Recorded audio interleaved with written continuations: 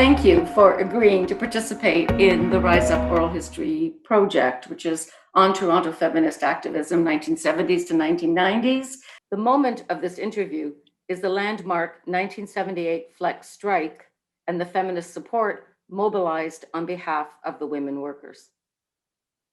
Having endured horrid working conditions at Fleck Manufacturing, a small auto wiring plant located outside London, Ontario, the strikers became involved in a bitter strike. The notorious strike would embarrass the Ontario government into making the RAND formula for union security mandatory. Led by the United Auto Workers, this women's strike also challenged the labor movement to address women workers' needs. And the support mobilized by the labor feminist group Organized Working Women helped to forge a bond between organized labor and the women's movement. We chose the Fleck strike as a moment because we thought that OWW's early successes around solidarity work, right, where Fleck played an important role, helped to define OWW as successful and as influential. And so we thought this would be a good moment. My name is Franca Iacovetta, and I am the interviewer for this interview. And I was not a member of OWW, though I had friends who were former members, and I learned a lot about OWW reading through the Rise Up website. And I want to thank all of you for participating in this interview and also for helping to structure and shape the interview and the questions. But before getting into the conversation, I'd like to ask all of us to briefly introduce ourselves. So if I could start with Holly, please. My name's Holly Kirkconnell. I was involved in OWW since the beginning and through to the end. And I've been active in the labor movement from really age 21 until now. I'm now 66 years old, and I've spent most of my life in Toronto. I'm Barbara Cameron. I was involved with OWW really right from the beginning, and I was most active up until, I guess, the first number of years, and then I ended up teaching full time, but I continued to be involved through the 80s. I was involved with OWW from the beginning for the first few years, and then I left the organization. And following that, I became involved in the International Women's Day Committee, and then later in my own union, OSSTF. My name is Margaret McPhail. My name is Wendy Cuthbertson, and I was involved in the OWW in the late 70s when I was a staff person at the then United Auto Workers Union, and we were had a strike at Fleck Manufacturing, and that's when I became active in OWW. OWW support work for women on strike, for first contracts, for pay increases, for improvement in working conditions was truly remarkable. There's a long list of strikes, and the records in the Rise Up archive really helped to document the tremendous amount of work that was being done. We chose, and by we I mean Margaret McPhail, partly the two of us talking about some of the questions early on, we chose the Fleck strike as a moment because we thought that the OWW solidarity work, early on, particularly with the early strikes like Fleck, played a role in helping to define OWW's success early on, that it was meeting its objectives, that so much is going on shortly after the founding of OWW. And we thought that Fleck was an important moment in that regard. And of course, the Fleck strike was a dramatic strike, and in many respects a landmark strike as well. So Fleck is, to use shorthand, Fleck is another moment in OWW's history.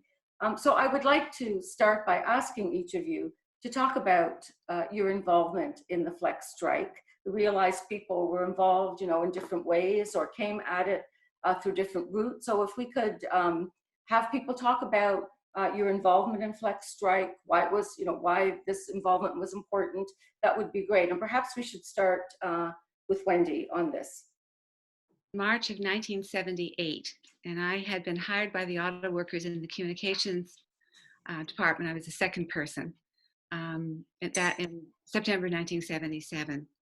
And so I was still finding my way around my new job, and loved every minute of it. Very excited about, the people I was meeting and the cause of trade unionism, and doing the union's newspaper and helping out local union editors and so on. And there was, and I didn't know about the Fleck strike until my boss came roaring into my office and said that Dennis McDermott had made a very, very major public relations mistake on the radio that morning, that there was a strike going on in Centralia, Ontario, and that the OPP had responded in force, that the strikers are women, they were being tossed into snowbanks, that our representative, Al Seymour, who had, was servicing that local and took over from the organizers, Lorna Moses, had been thrown in jail and had to sign a peace bond that he couldn't come back into the county. And this was just an astonishing turn of events. And my boss, Doug, was extremely concerned that this would make the union look like a hooligan. And then Dennis said on the radio, well, they're throwing women around. I think what I can do is unleash the Young Turks at Fort Talbotville down the road. And we'll see how the cops react to that. And so Doug, and I didn't completely agree with him, thought this is a catastrophe. So anyway, he said, what do we do? What do we do? And I said, why don't we fight this as a women's strike? If these are all women, we should fight this as a women's strike. And it was, in all honesty, just a communications thing. I was a feminist, a middle-class feminist, fought the good fight inside publishing companies and TV, but it never really engaged my politics the way that other issues had. So we went to see Dennis, and he thought, this is terrific, go. And of course, it's one thing to sort of, let's do this and then operationalize it. So I had only met a very few people after four months, but I phoned them and they said, of course, these are women I'd met. Of course, I'll try to get a car together or whatnot. So we were kind of limping along, and we got up to about 6 cars and 17, 18 people. And then the phone rang one morning, and it was Deirdre. And she said, hi, I'm Deirdre Gallagher. I'm with Organized Working Women. I understand that you're trying to pull a women's picket together. Because of course the strike was being scabbed, and so closing the plant and stopping the scabs from going in was the key battle. Well, it was like the heavens had opened up because I had no idea what I was doing. So she said, this is what we'll do. We'll do this, we'll do this, we'll do this, we'll do this. And I was just like agog, right? And anyway, she knew exactly what to do. She's a very effective organizer, knew her way around, and that gave me some lessons about what to do inside the UAW. So we came up with a slogan, Fleck, it's everyone's fight. That was because it was over the RAND formula, which I don't know if we want to go into it, but it's critical for the survival of that unit and indeed of the labor movement. But the women's angle was, at that point, a little inchoate. We hadn't really defined what that was. And so it was the exposure to the IWD through Deirdre and the OWW where I realized what patriarchy was doing here in this plant. And by the way, all the other subsequent RAND formula strikes, Irwin Toy, Radio Shack, Blue Cross, were all over the same issue, the RAND formula, because the employers thought we can beat these women. They won't stand up to us. If we can get rid of the RAND formula, have strikes over it, then we're off and running. We can just do what's happening in the States and the right to work states. So anyway, we had the honor of being able to rent school buses. I mean, the guys got like huge, great big buses with bathrooms. We got school buses, and we all had to pay, all the people who signed up had to pay $4 for the honor. And it was May, and so it was chilly. It was, May 19th. It was still chilly at night. So we gathered, Deirdre and I, smoking like crazy, my little sister Sheila at 19, wondering if anybody would show up at 3:30 in the morning. You wake up and you look, it's cold and it's dark and I have to get on the subway. Would anybody show up? So around 3:15, 3:30, I guess it was the last subway, people just came streaming out of those subway stations in their hundreds. And it was like one of my life's highlights. It was just incredible. And we piled on these buses and off we went. and got to the picket line, which didn't exist because I guess the Toronto police, who were orbiting around Yonge and Bloor, had phoned ahead and told the OPP, I mean, forget it. These are hundreds of women. You might as well just close the plant. So there's a few cops stationed on the roof, but it was just, but that was it. We had the sort of the run of the field, if you will. And all ages and stages, like people had come in from not just Toronto, but driven down from Windsor and London and Sarnia and other places, and women with strollers and elderly women and, you know, people in their 30s like myself, and all ages and stages. It was absolutely a phenomenal turnout. And of course, when I came home, and we had triumphed, the auto workers, the leadership in the auto workers, like a good job done, and it made quite an impression that we had the women had been able to organize this, including, with all due respect, which they gave to the organizational efforts of the OWW. And so it started off as kind of a reaction to, you know, something that we weren't supposed to like in the media. It ended up this formative moment in the history of the union.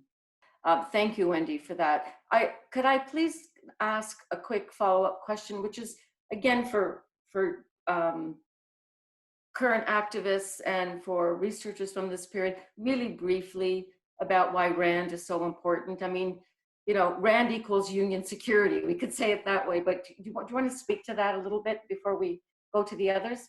For people who don't want to belong to the union, that's okay.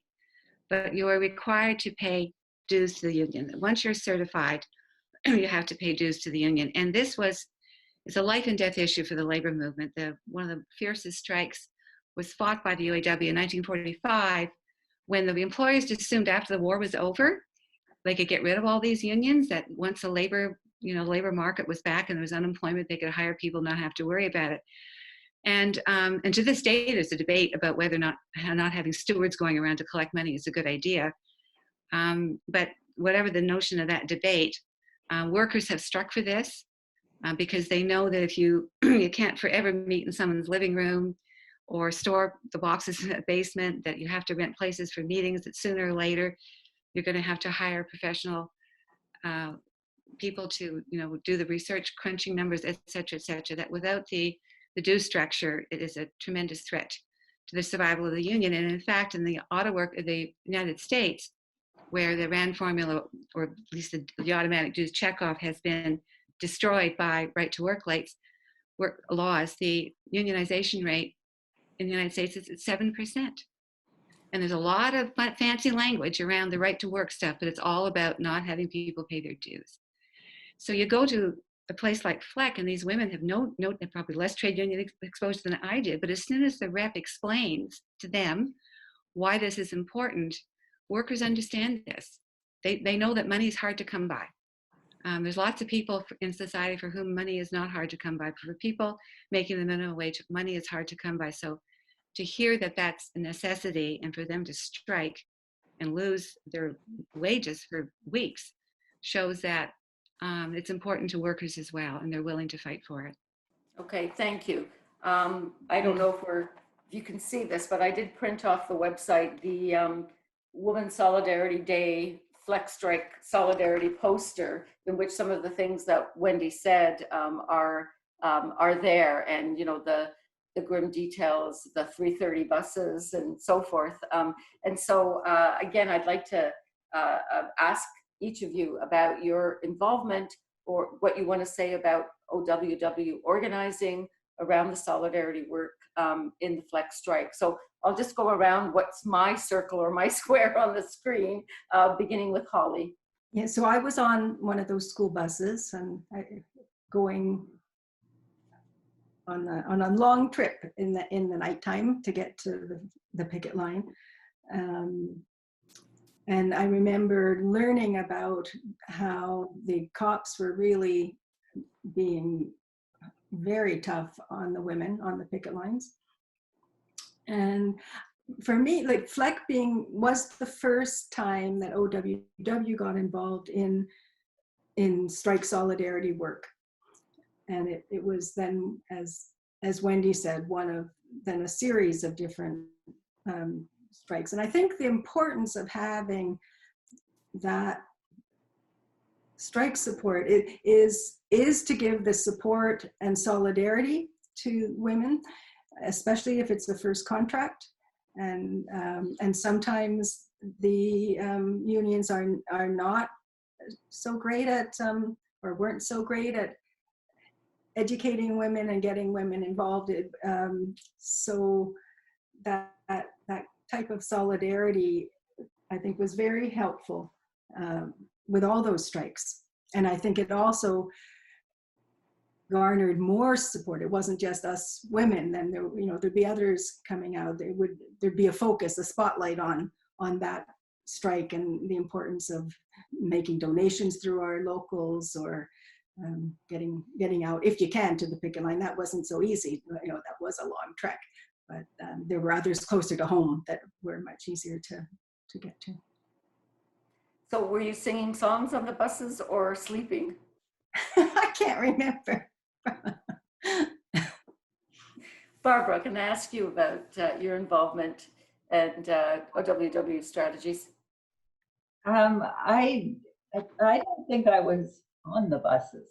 I think with most of the strike support work, except around Eaton's, where I chaired the strike support committee, I think I was occasionally a warm body. I don't remember being a kind of a main organizer of it, but with Fleck, I wasn't on that initial mobilization. So I'm sorry I missed getting up at 3:30 in the morning to go on the school buses.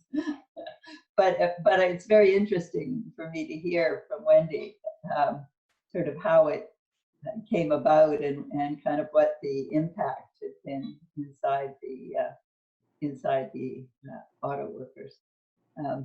We could say maybe a little later, we don't have much time, something about the Eaton strike support, because the genesis of it was a little bit different inside. It was a couple of women organizers who didn't feel the union was supporting them. It was a different kind of a setup. Thank you. And actually, there's a lot of thinking about the Eden strike can be its own moment at some point. And I hope we will be able to do that. But Marg, would you like to speak to you and Fleck and OWW? Yes, I too was on that bus leaving from Toronto. At the time, I was involved still in OWW, and I was also involved with the International Women's Day Committee, which was also mobilizing for this Women's Solidarity picket. And it was very excited, although I have to say that that I had just started teaching. And of course, as a teacher, I couldn't take off just any day I wanted to. And it was a firing offense to claim that you were off on a sick day, which I was, in order to go to this solidarity picket. So I was kind of concerned about not being caught on camera and not talking about it a whole lot. But anyway, it was one of the few sick days I used during my first year of teaching.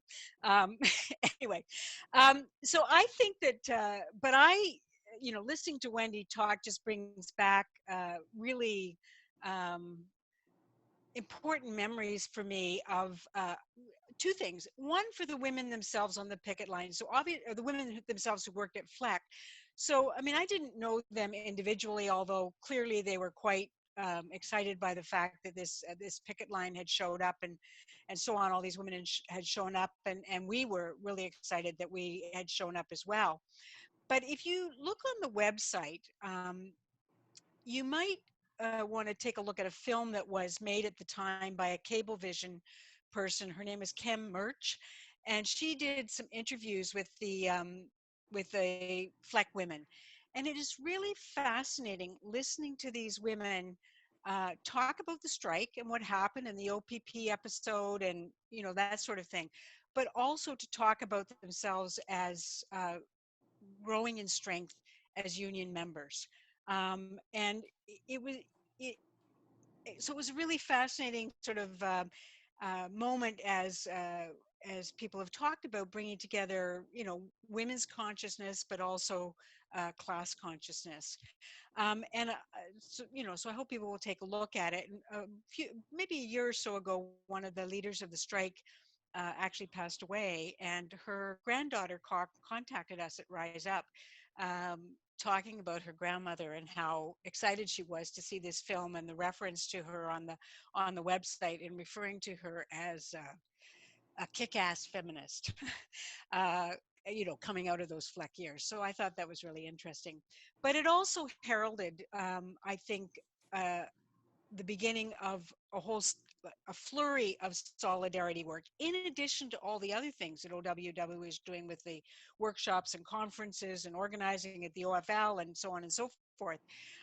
So we have Radio Shack, we have, I think Mini Schools was in there, Irwin Toy for sure. We also did work with the women supporting INCO. And that was a very interesting support work as well, because we were working not only with the, at the time Sudbury was very much a company town, so it was very much a company, a community strike. So we were working to support the women who had just recently gone into INCO as workers, trying to break down into non-traditional work, and who were on strike.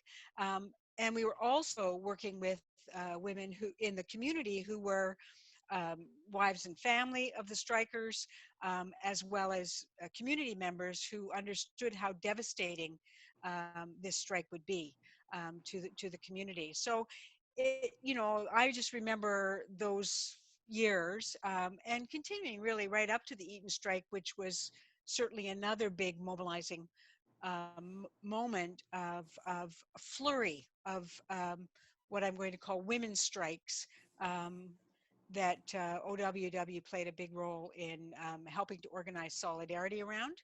And I've said this before, but I think that this work played a very important role in I don't know about forcing, but creating commanding the labor movement to pay attention to the fact that all these women were entering the workforce, all these women were going on strike to get first contracts or early contracts, that the women's movement and women more generally were prepared to step up and support these women. And I think it made a big difference in terms of the support that the bigger labor movement ended up giving to women's equality issues over time.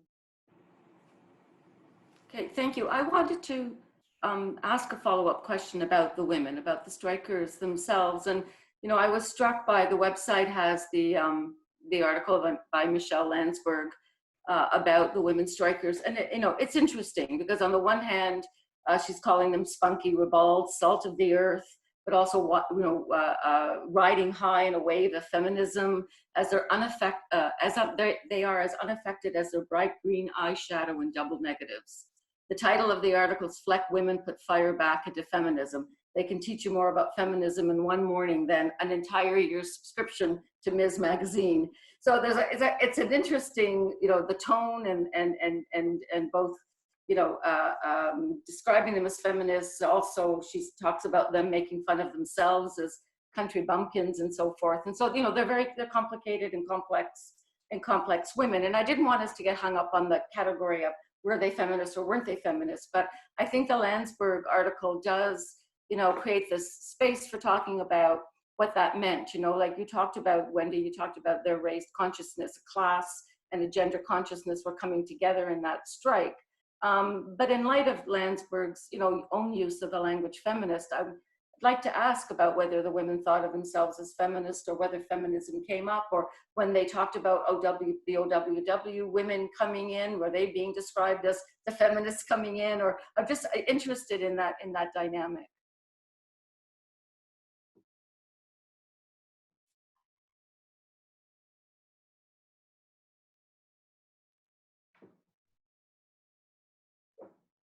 Sorry, Franca, I don't know who you're asking to speak. Wendy, Okay. sorry. Yeah. Certainly, initially, they wouldn't have described themselves as feminist. And this was the interesting thing that happens with, well, with any strike is you organize people, then you unionize them. And, you know, a sharp strike will teach people a lot about their new union. In this case, because it was being explicitly fought as a women's strike and supported by their union brothers, if you will, this notion that this was a women's strike was very powerful for them. The guys who made more money than they did, where they called them twist tie, they had twist ties. They, you know, guys fixing machinery, whereas they saw themselves as doing the real work inside that plant in horrendous working conditions. And as they were honored as women workers, and other women came out to support them from all ages and stages, they started owning their position in womanhood, if you will, and being strong and doing things that men couldn't do because they're not as tough as we are. They were initially not very comfortable with, for example, they came down and led the IWD parade in 1979, and I was obviously spent the day with them, and they were really nervous about there been lesbians were there, and then I just kind of reminded them that lesbians had turned out for the picket line. That ended that conversation. Sheila went right over and shook hands and said, "Happy to meet you. I'm so glad." It just ended it. So there was this solidarity amongst women that they now owned, that they'd always experienced all their lives the way we all do, but now it had a name, it had an analysis. There was a vocabulary around it, and they embraced it fully. So I wouldn't, obviously, by the time Sheila, whom I adored, was talking to her granddaughter, she was calling herself a feminist. She must have been using the word for her granddaughter to pick this up, and I'm not surprised. Does anyone else want to respond to that question? We'll move on. Again, one of the things we were trying to do with this oral history project was to recover, to remember, reflect on stories. And so I've got to ask about some picket line stories that one could imagine the tremendous morale booster, right? That all the support pickets were for these women. But there's also, we know, a culture that develops on picket lines as well. So I'm wondering if you could speak, if whoever wishes to speak to the issue of the women themselves, the culture of the picket lines, stories that come from that strike. You've already told really important stories, but are there other stories you might share with us? Can I ask Holly at first?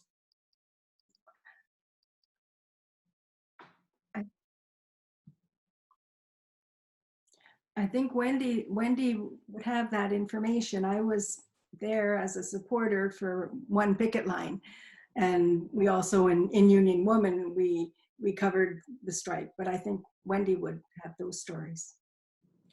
Wendy. It was an extraordinarily violent picket line. At one point, the OPP sent 500 officers down, 23 cruisers, 3 prisoner support paddy wagons. Sorry, that's not the right word. Prisoner support transport. They were spending in today's dollars $10 million every month to fight the strike. And the object of the strike is to, when it's being scabbed, is to close the plant. And the plant was closed in 163 days, only 12 days, and the Women's Day was one of them. That's how tough this line was. And so some of the strikebreakers were workers inside Fleck, and others were hired especially on. And the connection with the government was very strong. James Fleck was the Deputy Minister of Industry in Ontario, and his family owned half the company. So it's like, what was going on inside the Tory cabinet, right? Because Betty Stevenson, who was the Minister of Labor, supported the strikers. She thought this was crazy, that to win the RAND formula, which had been in place in Ontario since 1945, all of a sudden people were being thrown around like, dolls, toys into the snowbank. She thought this was crazy. So it must have been some interesting cabinet meetings. But the UAW, and this is not has been through some tough times as a union over the years. They were just flabbergasted by the degree of oppression, of police interference. The police invaded the local media outlets, confiscated videotapes tore up reporters' stories. The Liberal MP went out, and before this, the cops went into the plant before and told people how they could end up in jail if they were on a picket line and didn't behave themselves. This was pretty unprecedented. I mean, it's, you know, you don't organize, you know, a gentleman's club when you organize auto plants and auto parts plants, let alone, you know, some other things, other places we organize. But this was unprecedented. And so, in addition to the women's element here in women's support pickets and the ongoing with the cultural community, the Theatre Pass Marais phoned me and said, can we do a play? They sent actresses down and actors down to the picket line and spent 4 days with our strikers and came back and gave a boffo performance for 2 nights at Theatre Pass Marais, sold out, well reviewed by both the Globe and the Star. But there was also these court fights that the UAW was fighting with people being thrown in jail, and there's 23 criminal charges. And then the work of the NDP inside the legislature challenging the conservative government about the involvement of this family in this plant. So it was getting national coverage. It led the national news several times and was often its story maybe a little bit lower down. So here these women were in this enormous profile of national publicity and the entire labor movement looking at them to save the day. And they were amazing. One reporter said to me, you know that the OPP has deployed women police officers down the picket line, and they're hearing all this foul language. I thought, what? Really? I mean, we have to protect women police officers from bad language? So they issue them earplugs. So there was like spy versus spy in that sense.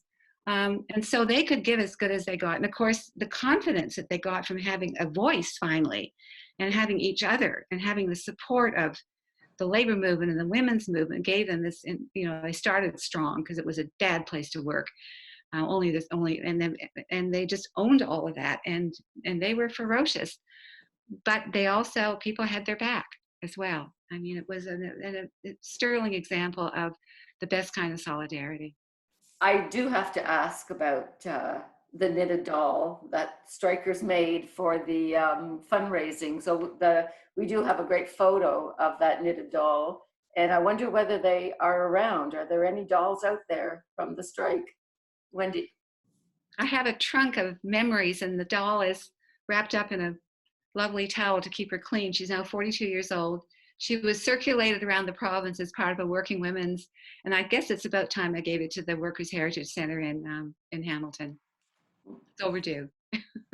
That's great. Having been part of the founding group of the Workers' Arts and Heritage Center, that would be a wonderful addition to the collection. Thank you.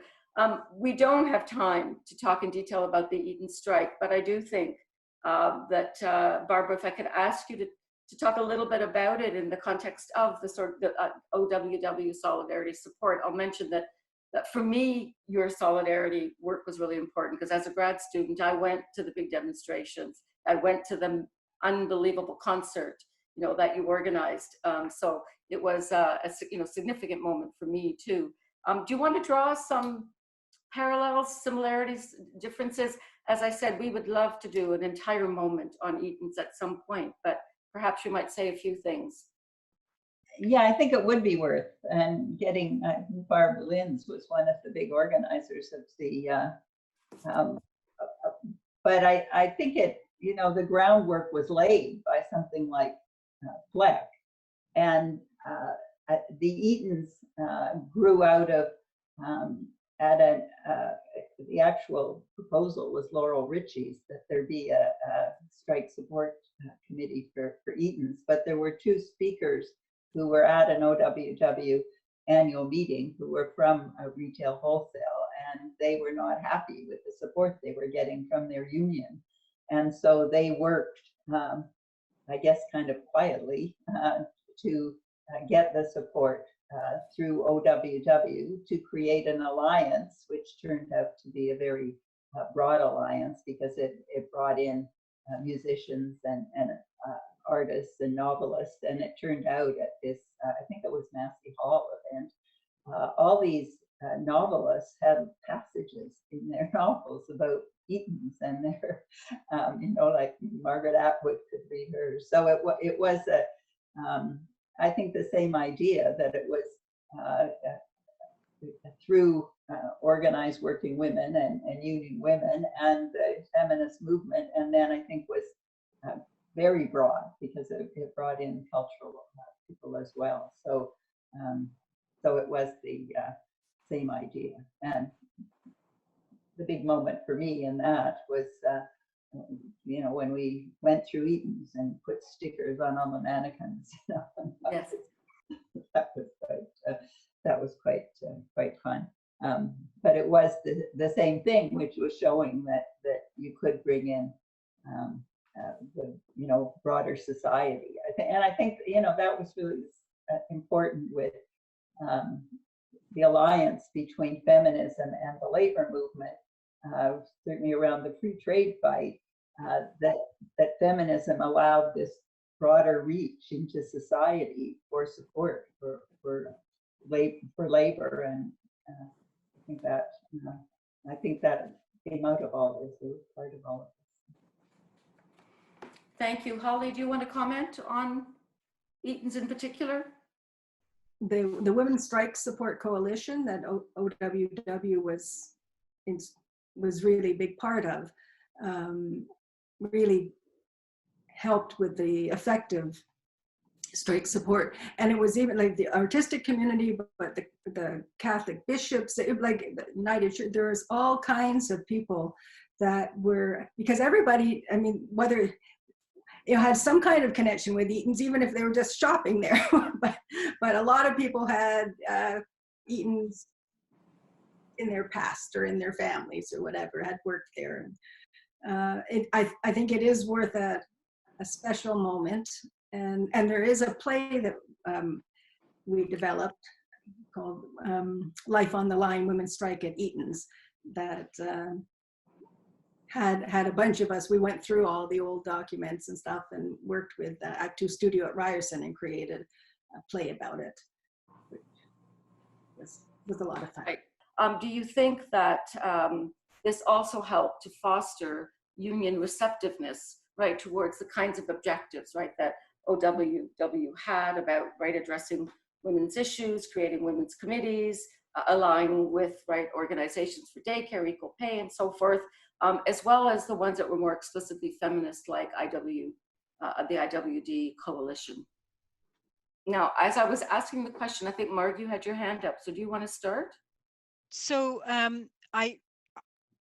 as I said earlier, I do think it made a big difference within the labor movement. Barbara referred to that to some extent too, just in terms of demonstrating to people in organized labor the way in which feminism and I would say other issues of social equality and so on, social justice, expanded the reach of the labor movement and created partners, you know, for solidarity work around a whole range of issues, and specifically around women's equality issues. I think that the solidarity work that OWW did and others was important in that, very important in that.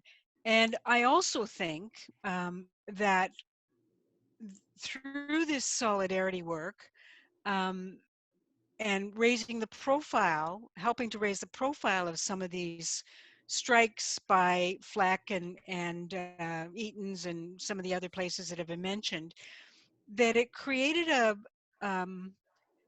place within those specific unions for the women in those unions to start stepping forward more strongly, to take on activist roles, to animate women's committees, to put issues on the bargaining table. So whether it was things like, I mean, during the 1980s, some of the big issues, of course, were equal pay, affirmative action, sexual harassment was a huge issue that women were organizing around in the workplace. And all of these, of course, related to all these strikes as well. So I think it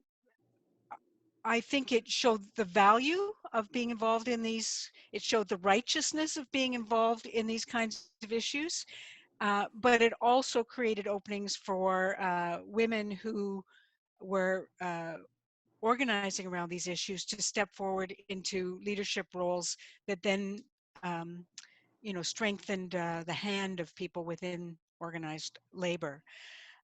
I think what is interesting is that, I mentioned the women supporting INCO, and of course we've talked about the Flex strike, and these were both largely industrial strikes in which there were already very strong unions and very male-dominated unions.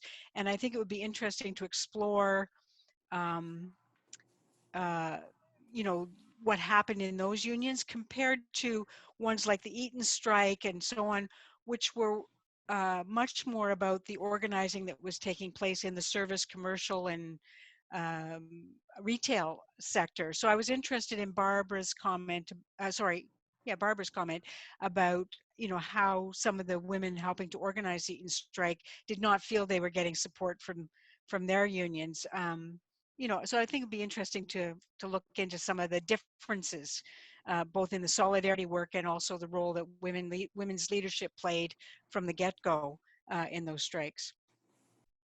I can absolutely corroborate Margaret's contention that it changed the union. It transformed the UAW, just transformed it. And, the women's issues had never been on the bargaining table. In 1979, we went into the big three, and there was a put together with the women's committee at the national level, a 4-page list of demands. None of them, we didn't get any of them, but they were unanimously accepted by the collective bargaining conference. Robert White at that point was the president of the union. He would self-consciously try to hire women into staff positions. The union passed an affirmative action to make sure the woman was on the Canadian Council Executive, which is a very powerful mini parliament in those days of the auto workers. And men were very, started watching their language, not the foul language stuff, but they learned to say woman instead of girls and whatnot. And then there's one little story I want to tell just about the impact is that when the OFL Women's Committee first formed, we had 2 male vice presidents as our chairs because there were no women vice presidents. And one of them was a really good guy, and I saw his wife was a trade union activist on her own, so I ran into her all the time at various conventions and whatnot. And about 1.5 years, 2 years after her husband had been chairing our committee, she told me that it was the happiest years of her marriage, that her marriage had improved. And she said, it's all due to the OFL Women's Committee. I mean, the way we've dealt with issues right now, the way that I'm treated, she said, the sun is out. And I thought, talk about transformative at a very finely textured level. Okay, well, on that note, I think we can conclude the OWW interview that's structured around the moment of the Flex strike and OWW early strike support work. Thank you very much for this wonderful interview.